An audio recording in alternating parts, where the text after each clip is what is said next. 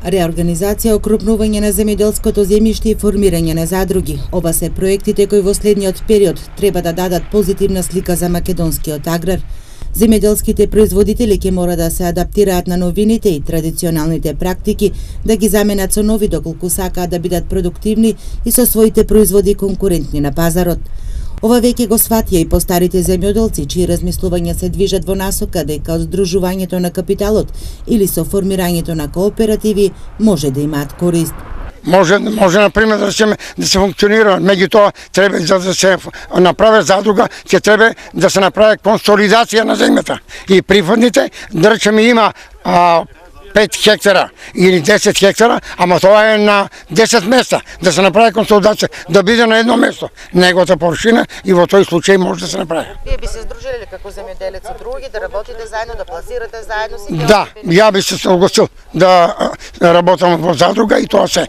Окрупнувањето на земјоделските површини и самиот проект за реонизација со што одредени региони ќе бидат типувани според карактеристиките како погодни за одгледување на одредени култури се проекти кои ја имаат поддршката од земјоделците од истокот.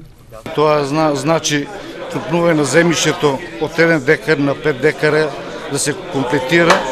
После тоа може да се подобри и самото наводнување.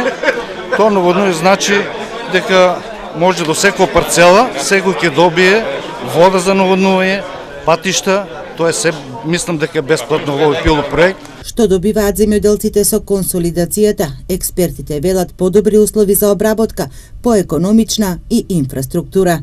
Се зголемуваат и ефикасноста на своето производство, ги поевтинуваат своите производи, своето производство и она што е најважно, стануваат поконкурентни и на домашниот и во иднина и на еден отворен европски пазар. Дополнително, консолидацијата, значи постапките на окрупнување, бидејќи не се грижат само за собствениците на земјиште, туку и за пошироката локална заедница, најчесто се пропратени со интервенции во инфраструктурата. Така да тие подрачја кои ќе влезат во постапката на окрупнување, очекуваме дека ќе добијат и определени интервенции во дали е систем за наводнување или патчиња кои се потребни за влез во нивите, зависно нели од секоја локација каква потреба има.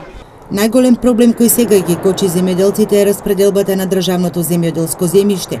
Министерството за земјоделство најави ревизија на договорите за закуп.